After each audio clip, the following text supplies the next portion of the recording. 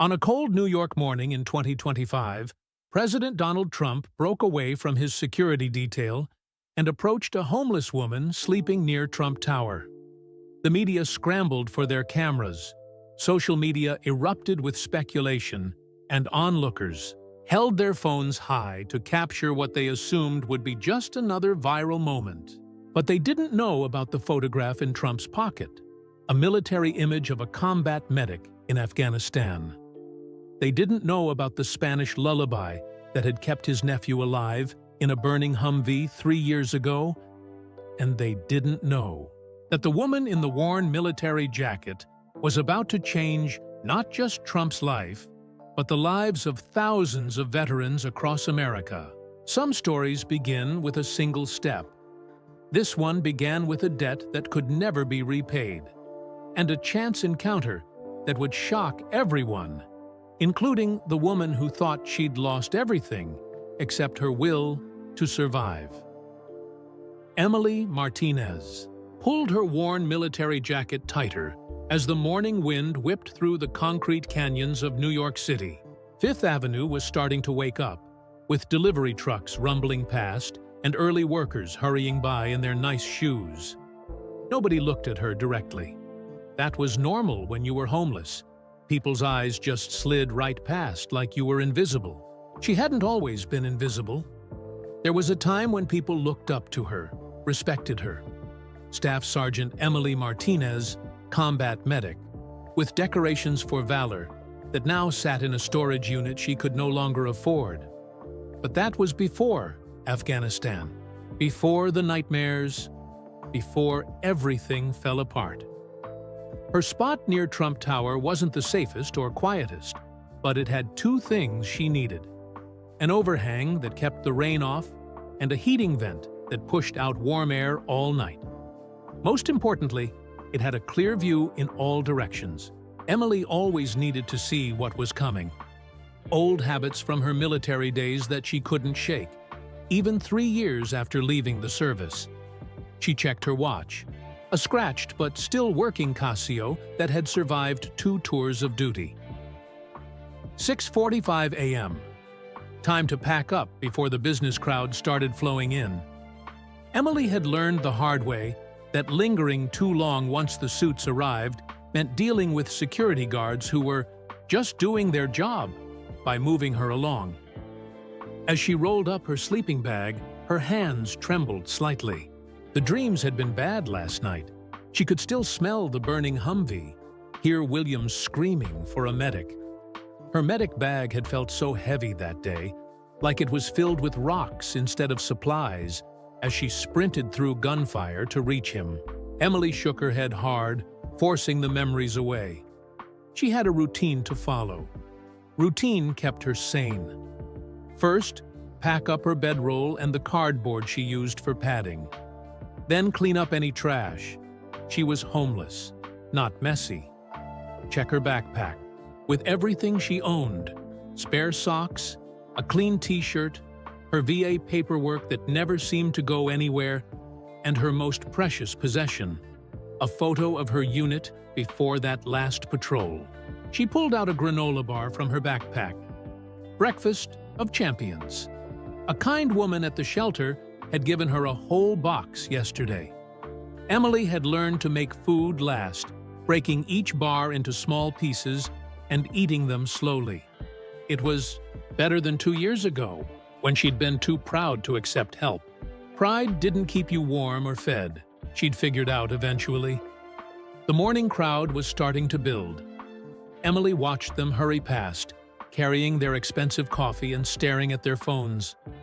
Sometimes she wondered what they saw when they looked at her corner, if they saw her at all. Did they see a homeless person to avoid? A veteran who'd fallen through the cracks? Or just another problem they wished the city would solve? She used to be them. Before everything went sideways, she'd had a life that looked just like theirs. A medical practice in Philadelphia. An apartment with a view. Family who still returned her calls. But PTSD didn't care about your achievements or your plans. It just took and took until there was nothing left. The VA had tried to help. She had to admit that much. But between the waiting lists for mental health care and the mountains of paperwork, she'd fallen apart faster than the system could catch her. By the time her name came up for treatment, she'd already lost her practice. Then her apartment. Then her family's patience. Emily stood up, stretching muscles stiff from another night on concrete. Her back ached, an old injury from when their transport hit an IED. Just another souvenir from her time serving her country. She'd learned to live with the pain, just like she'd learned to live with everything else. The sun was climbing higher now, reflecting off the glass towers around her. Trump Tower gleamed especially bright, its golden facade catching the morning light. Emily had chosen this spot partly because of the buildings. Security. There were always guards around, which meant less trouble from the type of people who saw homeless women as easy targets. She noticed more security than usual this morning. The guards were talking into their earpieces more, standing straighter. Something was up. Emily's combat-trained instincts kicked in, and she started scanning the area more carefully. Extra suits by the entrance. A few more black SUVs than normal. The pattern of foot traffic changing as guards subtly redirected people. A news van pulled up down the block, then another. Emily's heart sank. Whatever was about to happen would probably mean she'd have to find a new spot, at least for today. The media circus always brought extra security sweeps. She shouldered her backpack, checking its weight out of habit. In Afghanistan, her medic bag had weighed exactly 22 pounds. She'd counted every item, knew exactly where everything was by touch. Now her whole life weighed less than that, and she still knew every item by heart. The crowd on the sidewalk was growing thicker. More phones were out, pointing at the building's entrance. Emily stood very still, trying to blend into the background like she usually did. But something felt different about today. The energy in the air reminded her of those moments in combat, just before all hell broke loose. That electric tension that meant everything was about to change. A young woman in a business suit stumbled on the sidewalk near Emily, dropping her phone. Without thinking, Emily stepped forward and caught the woman's arm, steadying her. Their eyes met for a moment, and Emily saw something she rarely saw anymore. Recognition of another human being. Not pity or fear or dismissal, just simple recognition. "Thank you," the woman said, actually looking at Emily. Her eyes widened slightly as she noticed the military jacket. "You served?" Emily nodded, already stepping back, ready to disappear again. But the woman reached into her purse and pulled out a business card. "My brother was in Afghanistan too. Call this number. We help vets find housing and work. Ask for Jenny." Before Emily could respond, the crowd's energy suddenly shifted. The security guards were moving with more purpose now. The news crews were setting up their cameras. Something was definitely happening. Emily tucked the card into her jacket pocket. After so many disappointments, she tried not to hope anymore. But she kept every card, every scrap of possibility. Maybe someday, one of them would lead somewhere. The doors of Trump Tower opened, and the crowd pressed forward. Emily stood very still, watching it all unfold. She didn't know it yet, but in the next few minutes, her entire life was about to change. Everything that had led her to this corner, every mission, every nightmare, every lost dream, had been leading to what was about to happen next. But for now, she just stood there, another invisible person, on a New York street corner, watching. The crowd surged forward, waiting to see what would happen next. Her hands had stopped shaking, she realized. Whatever was coming, she was ready. She'd survived war. She'd survived loss. She'd survived the streets. She could survive whatever was about to happen next. Donald Trump stood at the window of his Trump. Tower penthouse, gazing down at the growing crowd below. His reflection stared back at him from the bulletproof glass. Older now, maybe a little tired, but still standing tall in his familiar dark suit and red tie. The weight of recent events sat heavy on his shoulders, though he'd never admit it to anyone. 2 minutes, Mr. President, his chief of security called from the doorway. Even years after leaving office, they still called him that. Old habits died hard. He nodded, adjusting his tie one last time. Today's business meeting was important. Potential investors for a new project that could change everything. But something else nagged at his mind, a memory he couldn't quite place. Something about that corner down there, where the crowd was thickest. His phone buzzed. Another message from his nephew, Mark. The boy had been different since coming back from Afghanistan 3 years ago. Quieter. More serious. The doctors called it PTSD, but Trump knew it was more than that. Mark had left something behind in that desert. Something he never talked about. Sir? His assistant appeared with a stack of papers. The investors are waiting in the conference room, and the press found out you're here. They're setting up outside. Trump waved her away. Let them wait. He pulled out his phone and looked at Mark's message again. Uncle Donald, about that thing we discussed. The medic who saved my life. I think I found her. His hands tightened on the phone. For 3 years, Mark had been searching for the combat medic who'd pulled him from that burning Humvee. The one who'd kept him alive until the helicopter arrived, then disappeared into the chaos of war. Mark said he owed her everything. Said she'd sung to him while they waited for rescue, keeping him conscious through the pain.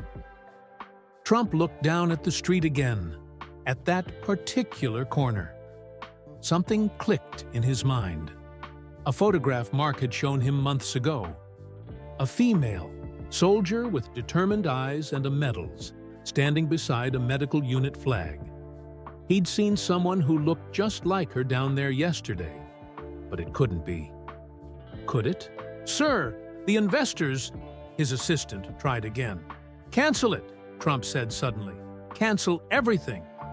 His security team snapped to attention as he strode toward the elevator.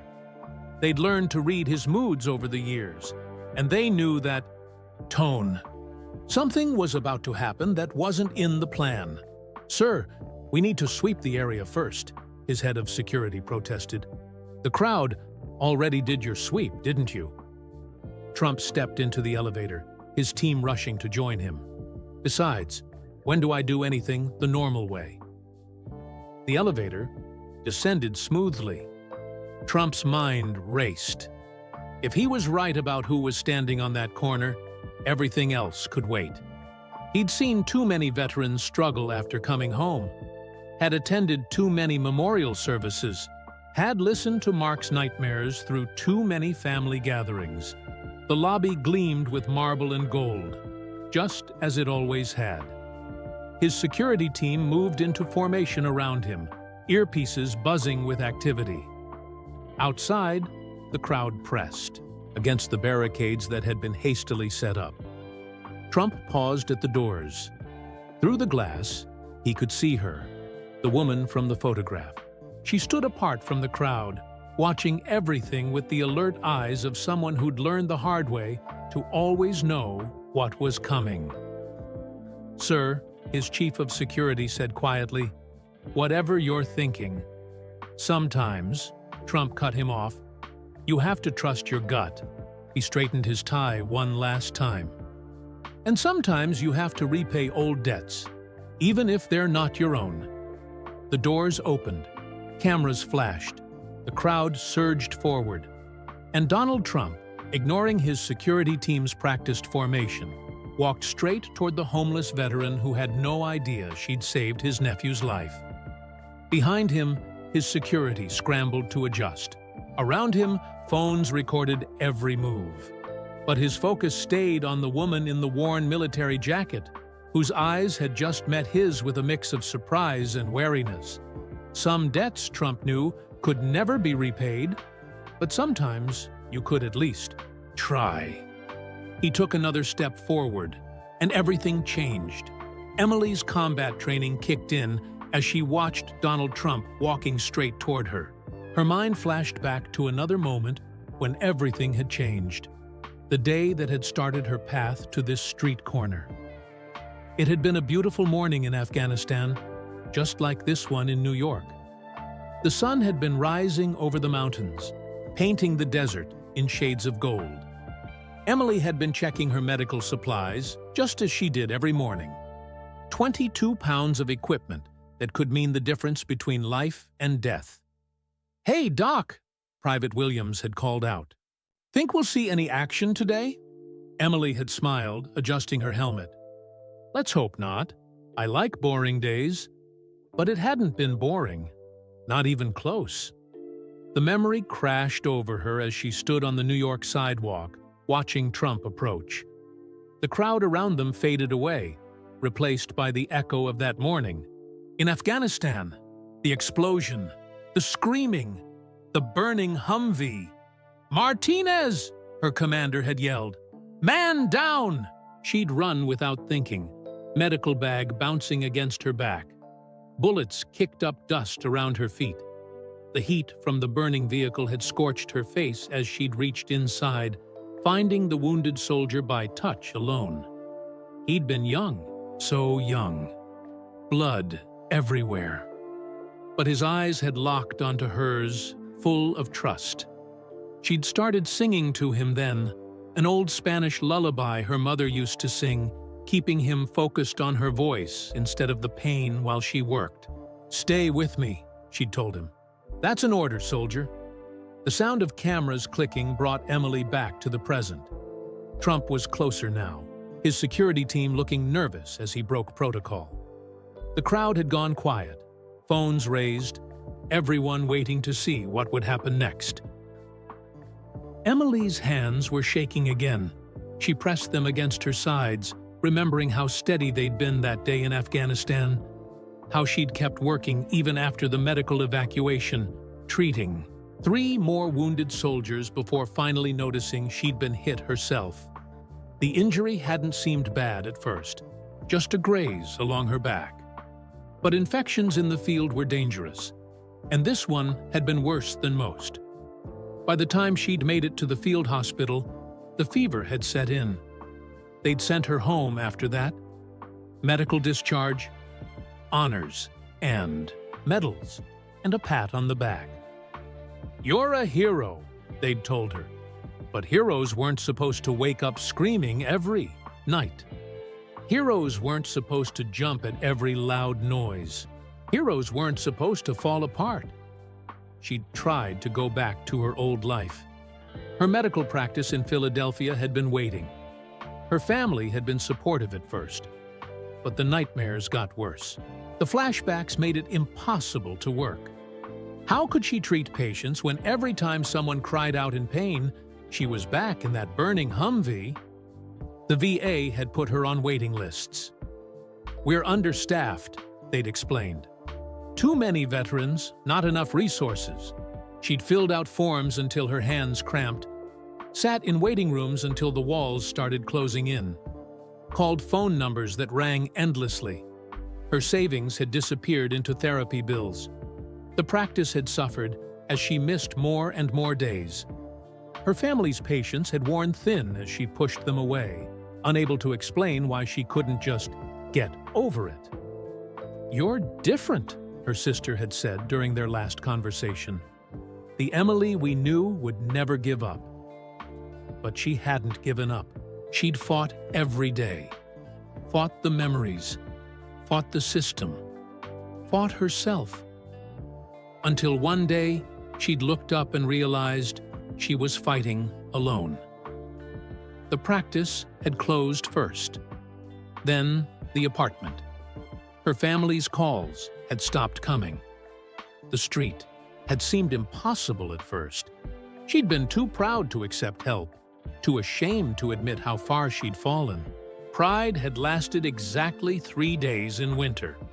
After that, she'd learned learned which shelters were safe, which soup kitchens had the shortest lines, which corners offered protection from the wind and a clear view of potential threats. Trump was only steps away now. Emily stood her ground, just as she had in Afghanistan. She might be homeless, but she was still a soldier, still a medic, still the woman who had run through gunfire to save lives. The young soldier's face flashed through her mind again. She'd never learned his name, never knew if he'd survived. The chaos after the attack, the infection, the medical discharge. Everything had happened so fast. She'd checked casualty lists afterward, but without a name. She touched the VA paperwork in her backpack. Another appeal, another form, another try at getting help. The system was overwhelmed. She knew that. But knowing didn't make the nights any easier, didn't quiet the memories, didn't warm the cold corners where she tried to sleep. Trump stopped directly in front of her. The crowd held its breath. Emily lifted her chin, meeting his gaze. She'd faced worse than this. She'd survived worse than this. His eyes were different than she'd expected. Kinder. Almost like he recognized her, which was impossible. To him, she must look like just another homeless veteran, one of thousands who'd served their country only to end up on its streets. But something in the way he looked at her made her pulse quicken, made her remember that morning in Afghanistan, the young soldier's eyes full of trust as she'd fought to save him, made her wonder if maybe, just maybe, everything that had led her here, every mission, every nightmare, every lost dream, had been leading to this moment. Trump opened his mouth to speak, and Emily braced herself for whatever would come next. After all, she'd survived war. She'd survived loss. She'd survived the streets. She could survive this too. But she had no idea that what he was about to say would change everything she thought she knew about that morning in Afghanistan. No idea that the young soldier whose life she'd saved had never forgotten her face, or her voice, or the Spanish lullaby that had kept him alive until help arrived. No idea that sometimes the longest road home could lead straight through a chance encounter on a New York street corner. The world seemed to shrink to this one moment. The crowd's murmurs faded to a distant hum as Donald Trump stood before Emily, his security team forming an uncertain circle around them. For a heartbeat, neither of them spoke. "That's a military jacket," Trump said finally, his voice softer than Emily expected. "Afghanistan?" Emily nodded, her throat tight. "Yes, sir. 2 tours." She noticed his eyes catch on the combat medic insignia, still visible despite the jacket's wear. Something flickered across his face. Recognition? But that was impossible. She was just another face in the crowd, another veteran who'd fallen through the cracks. "Sir," one of his security team stepped closer. "We should move inside." The crowd. Trump waved him off, his eyes still fixed on Emily. "What unit?" "City Heat Whiskey, sir. Combat medic." The words came automatically, drilled into her over years of service. 45th Combat Support Hospital. The crowd pressed closer, phones recording every word. Emily could hear the news reporters talking rapidly into their microphones, could see the camera crews elbowing for better positions. This wasn't how her morning was supposed to go. "When?" Trump asked. "Which years?" Something in his tone made Emily's combat instincts tingle. This wasn't just casual conversation. He was looking for specific information. But why? 2019 to 2022, sir. Until... She stopped, the memories threatening to overwhelm her again. The burning Humvee, the young soldier, the infection that had sent her home. Trump nodded slowly, as if confirming something to himself. "Would you join me for coffee?" The security team exchanged alarmed looks. This definitely wasn't in their protocol. The crowd's murmur grew louder, and more phones appeared, recording every moment. Emily's mind raced. This had to be some kind of trick, right? Things like this didn't just happen, especially not to homeless veterans on street corners. But there was something in Trump's eyes, an urgency, a purpose, that made her hesitate. "I don't need charity, sir," she said quietly, her pride still intact despite everything. Trump actually smiled at that. Good, because that's not what this is about. He gestured toward the building's entrance. This is about repaying a debt. I don't understand. Emily's hand tightened on her backpack strap. "I've never—" "Please," Trump said, and something in his voice made her pause. "There's someone who's been looking for you for a very long time." A news helicopter appeared overhead, its rotors drowning out the crowd's noise. The sound made Emily flinch, too similar to the medevac choppers in Afghanistan. Trump noticed her reaction, understanding crossing his face. "Inside," he said firmly, gesturing to his security team to clear a path. "Away from all this." Emily looked at the gleaming doors of Trump Tower, then back at her corner with its heating vent and cardboard bed. Everything she knew about survival on the streets told her to walk away. But everything she knew about being a soldier told her something else was happening here. "Why me?" she asked, needing to understand. Trump's eyes softened.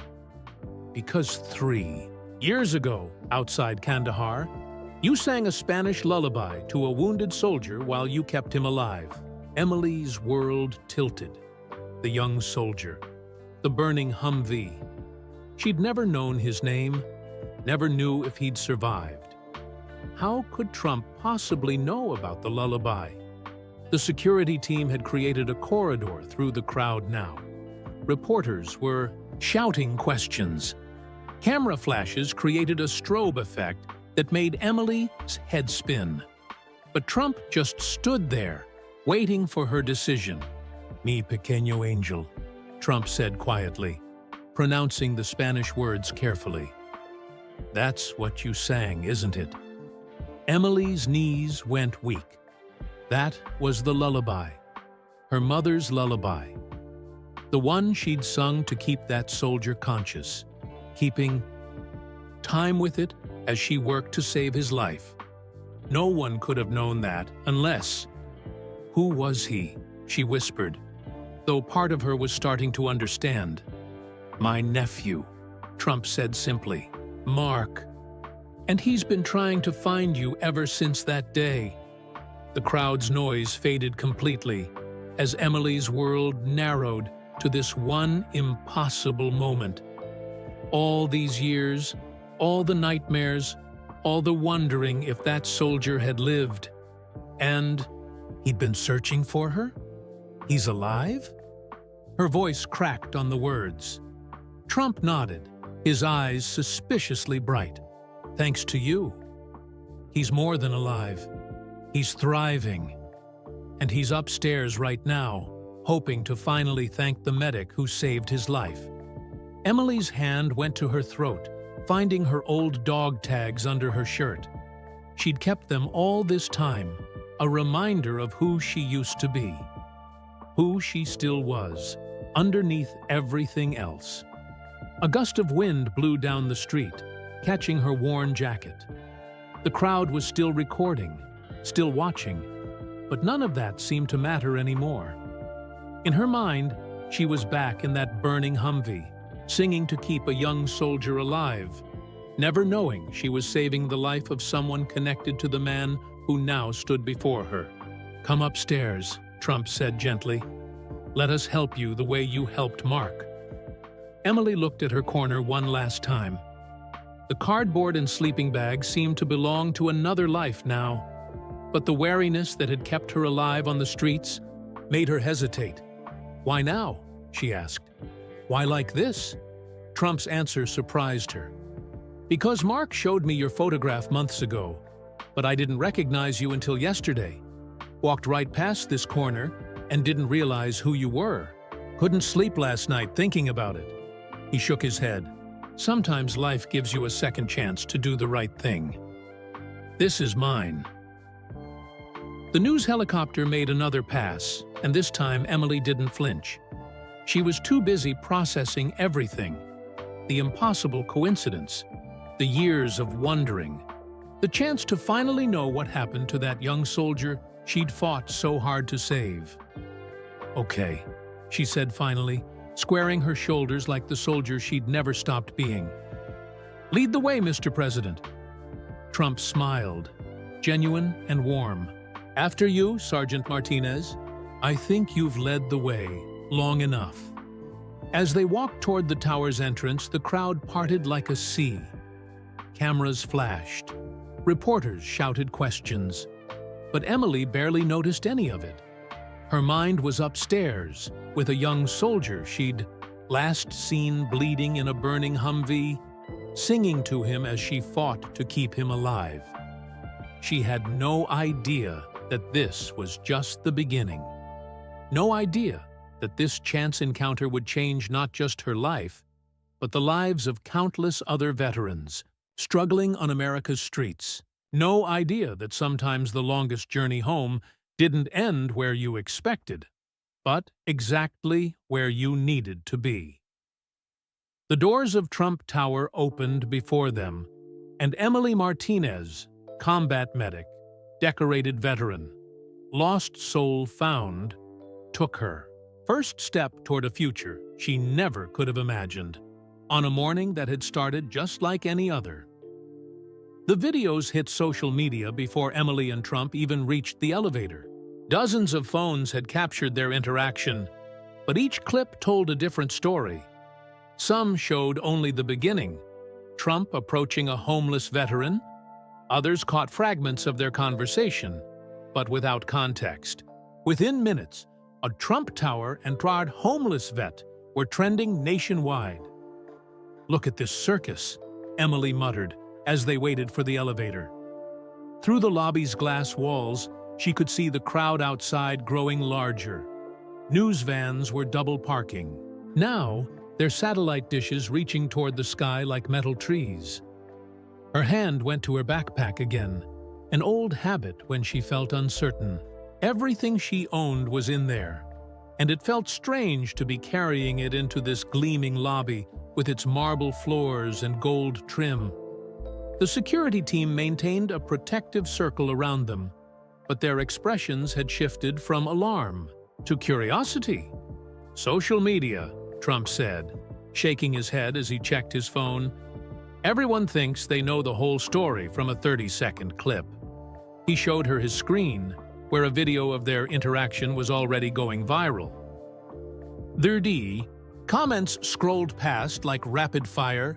"PR stunt! Who is she really? This seems staged. Why now? What's the real story?" Emily recognized herself in the footage, but the person they were all arguing about seemed like a stranger. Some called her a prop, others a plant. A few recognized her military jacket and defended her service, while others questioned if she was really a veteran at all. The elevator doors opened with a soft chime. As they stepped inside, Emily caught her reflection in the mirrored walls. Her worn jacket, her tired face, her wary eyes. She looked exactly like what she was, a homeless veteran who'd been sleeping on the streets. No wonder people thought this was staged. Things like this didn't just happen, except it had happened. And now she was about to meet the young soldier she'd saved, though he wasn't so young anymore. 3 years. Had it really been that long? "The media's going crazy," one of the security team reported, touching his earpiece. "They're demanding a statement, and Twitter is exploding with theories." Trump waved it away. "Let them talk. Some stories aren't meant to be told in sound bites." Emily closed her eyes as the elevator rose smoothly. Her mind flashed back to other moments when judgment had rained down on her. The VA waiting rooms, where other patients had stared at her with suspicion as her PTSD symptoms made her pace and fidget. The shelter lines, where some questioned if she was really a veteran because she was a woman. The street corners, where business people clutched their bags tighter as they passed. Having second thoughts? Trump asked quietly. Emily opened her eyes, meeting his gaze in the elevator's mirror. I've had nothing but second thoughts since Afghanistan, sir. Hasn't stopped me yet. He nodded, understanding in his eyes. Mark was the same way when he first came home. The nightmares, the anxiety, the feeling that no one could understand. He paused, until he finally got help. The elevator continued to climb. On Emily's phone, which she rarely used except for emergency calls to shelters, notifications started buzzing. Old military contacts, recognizing her from the viral videos, former colleagues from her medical practice, even her sister, who hadn't called in over a year. She turned the phone off. Those bridges could wait. Right now, she needed to focus on the present moment, on keeping her breathing steady as the elevator carried her toward a reunion she'd never expected. Outside, news helicopters circled the building like mechanical birds. Social media continued its instant analysis, passing judgment without context, creating narratives without facts. Some called it a beautiful moment of human connection. Others searched for darker motivations, hidden agendas, political angles. Truth, Emily knew, was both simpler and more complicated than any of them could guess. It was about a morning in Afghanistan, a burning Humvee, and a Spanish lullaby. It was about survival, redemption, and the long road home. It was about second chances, not just for her, but for everyone who'd ever fallen through society's cracks. Her form, dog tags, felt heavy against her chest, a familiar weight that had anchored her through countless dark nights. They were proof of who she was, no matter what anyone else believed. No social media storm could take that away. The elevator slowed. As it reached the upper floors, Emily's combat training kicked in again, assessing exits, angles, potential threats. Old habits that had kept her alive, both in war and on the streets. They're going to want to film this, she said suddenly, realizing how this must look from a PR perspective. The reunion, I mean. It would make quite a story. Trump surprised her by shaking his head. No cameras, no press. Some moments belong to the people who lived them, not to the world's entertainment. The elevator came to a smooth stop. As the doors opened, Emily caught fragments of conversation from nearby rooms. Staff members trying to manage the media frenzy. Phones ringing with interview requests. The distant sound of helicopters still hovering outside. But none of that mattered as she stepped into a quiet hallway and saw a man standing by the window. Older than the soldier she remembered, but with the same eyes that had once looked up at her with absolute trust as she fought to save his life. Mark Trump turned, and the world's judgments fell away. In that moment, there were no viral videos, no social media debates, no public opinions to consider. There was only a medic and a soldier, meeting again after years of wondering, hoping, and searching. Some stories, Emily realized, couldn't be captured in a trending hashtag or a viral video. Some stories had to be lived, breath by breath, heartbeat by heartbeat, until you finally found your way home. Even if home turned out to be a place you never expected to find it. For a long moment, no one moved. Mark Trump stood by the window, sunlight streaming around him, while Emily remained frozen in the elevator doorway.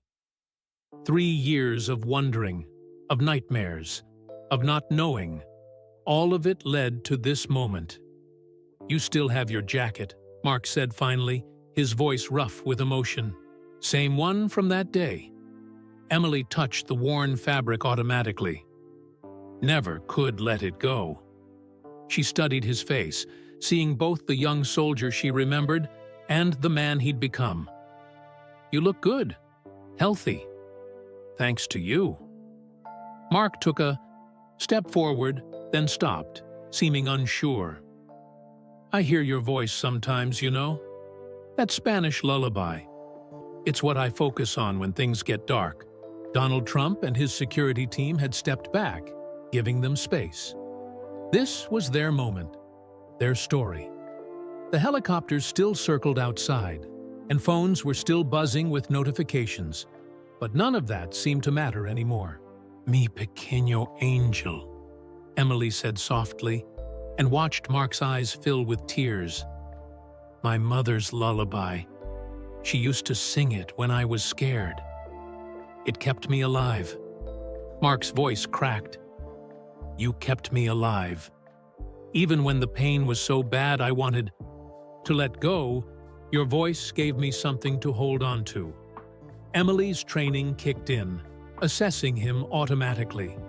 The way he held his left side slightly differently, protecting old injuries, the familiar look in his eyes that she saw in her own mirror, the shadow of things you couldn't unsee. "The infection," Mark said, gesturing to her back. "After you pulled me out. They told me later you almost died, too." Emily nodded, surprised. He knew about that. "Caught it in the field. Nothing compared to what you went through. You never came to see me in the hospital." It wasn't an accusation, just a statement of fact.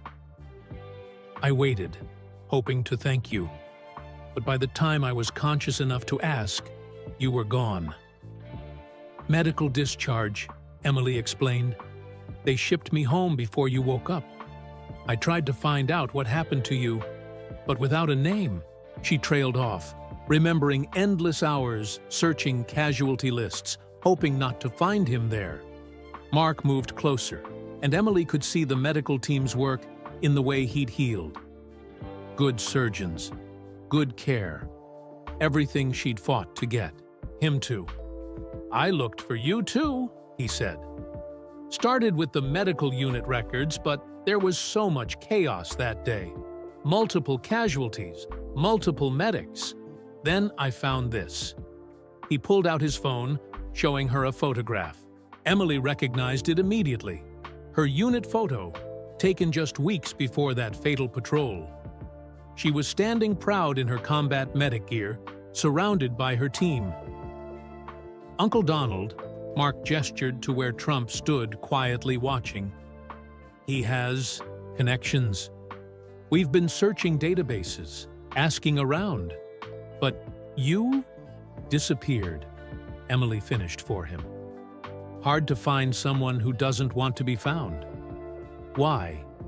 The question was gentle, but she heard the real meaning behind it. Why had she ended up on the streets? Why had she let herself fall so far? Emily looked out the window at the city sprawling below. PTSD's a funny thing. You can be the best medic in the unit, save countless lives.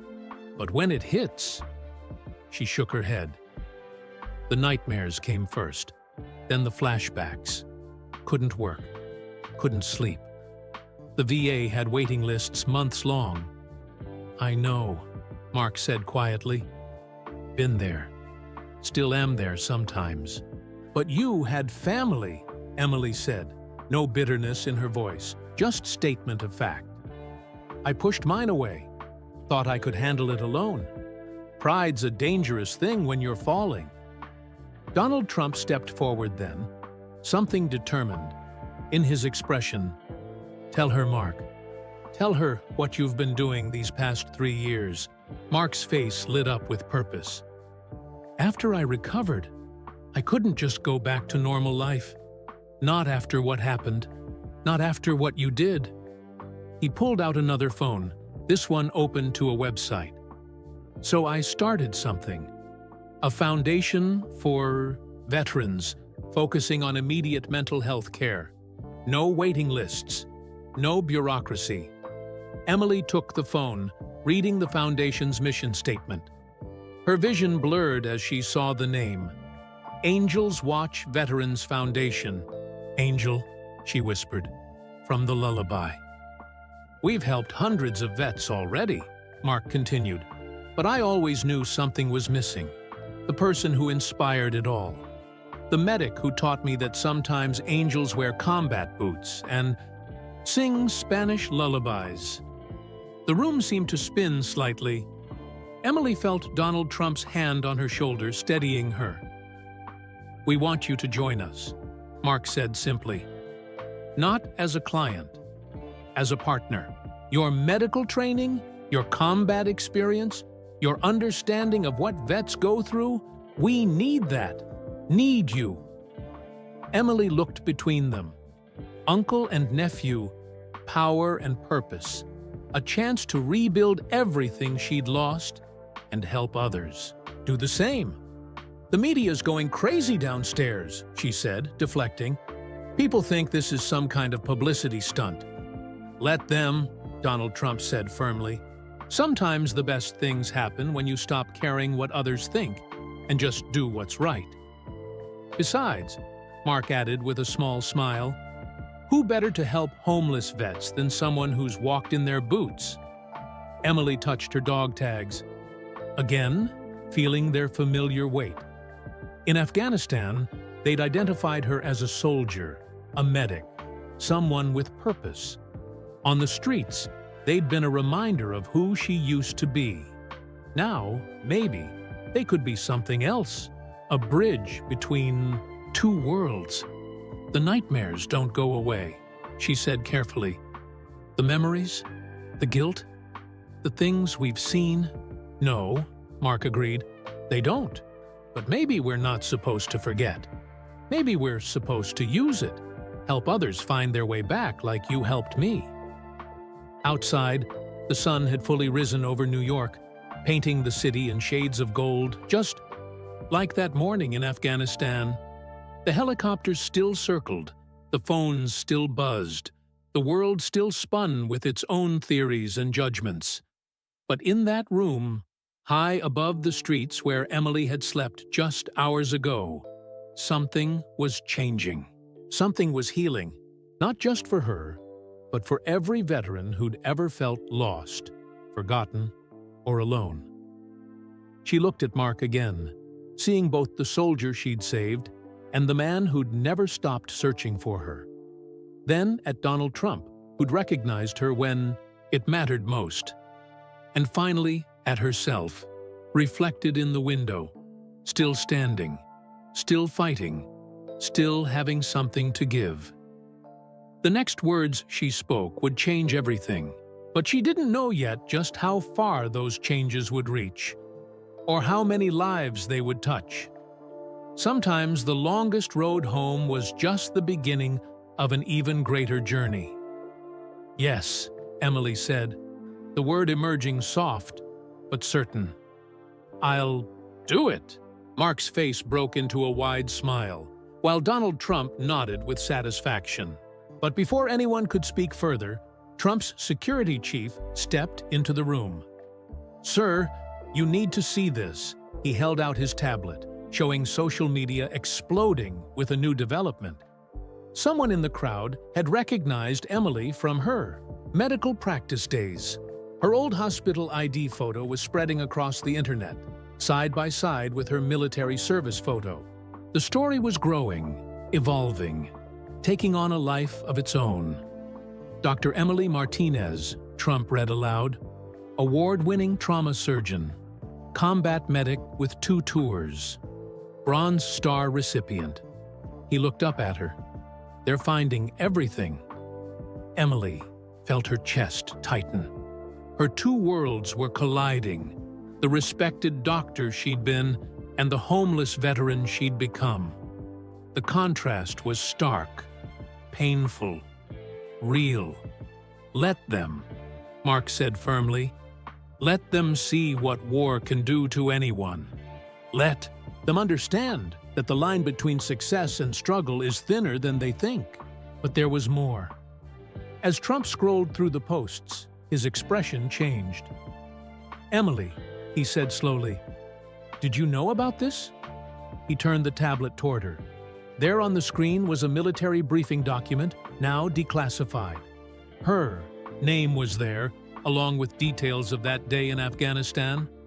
But it wasn't just about saving Mark. The full report showed what had happened after. "You went back," Trump said, his voice thick with emotion. "After getting Mark to the medevac, after being wounded yourself, you went back into the field." Emily closed her eyes, remembering. "There were others wounded. I could still help." 3 more soldiers, Trump read from the report. "You saved 3 more lives that day, even with shrapnel in your back, even with an infection starting." He looked up at her.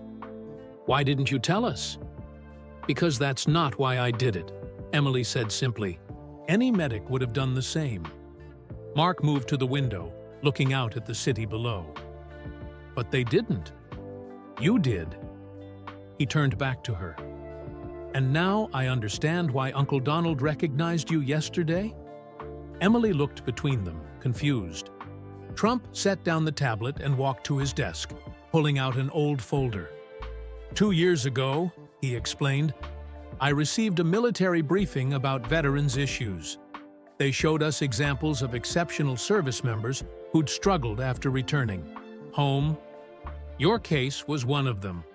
The decorated combat medic who'd saved multiple lives in a single engagement, only to end up struggling with PTSD and homelessness." He opened the folder, revealing the same military photos that were now spreading across social media. "But they didn't give us names then, just statistics, just examples.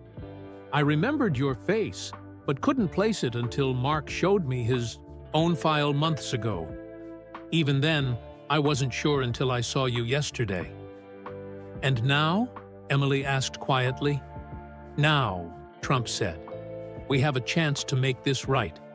Not just for you, but for every veteran sleeping on our streets tonight." Mark stepped forward, pulling up his foundation's website again.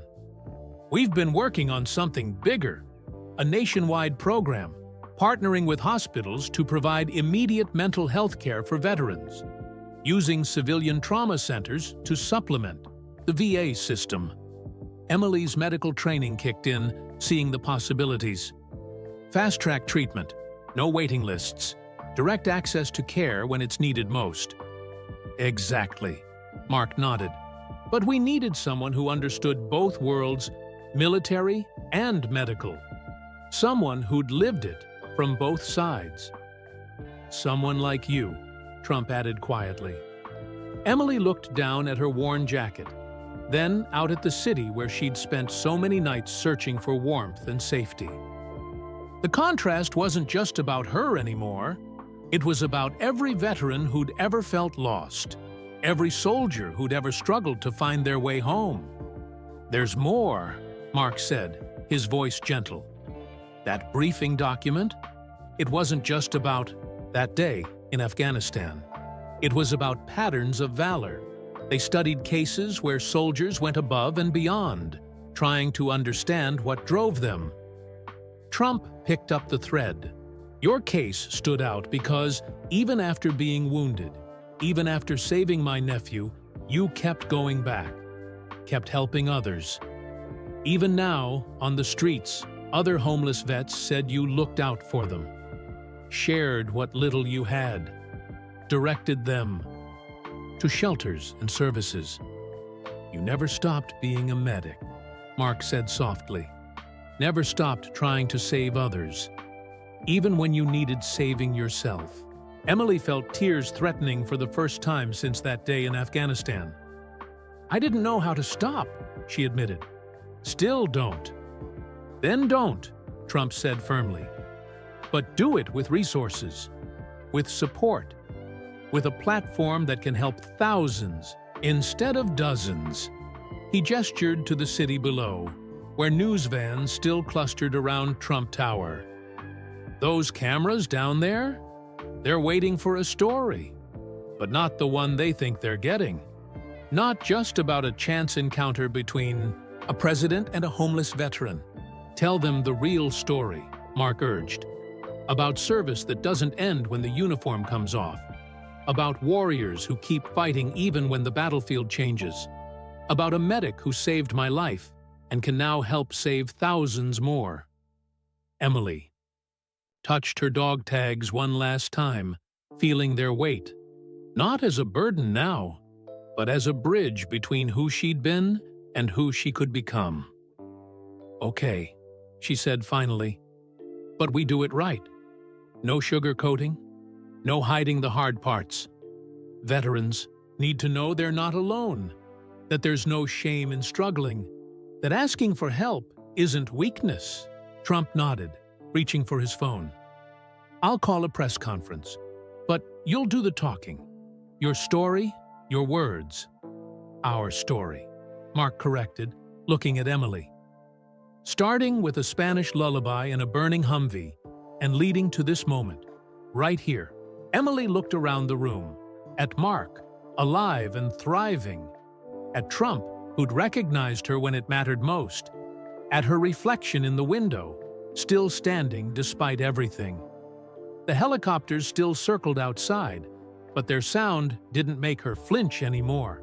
The past didn't disappear, but maybe it could become a foundation instead of a prison. Maybe every step of her journey, even the hardest ones, had been leading her exactly where she needed to be. "Mi pequeño angel," she sang softly, the old lullaby carrying years of memory and meaning.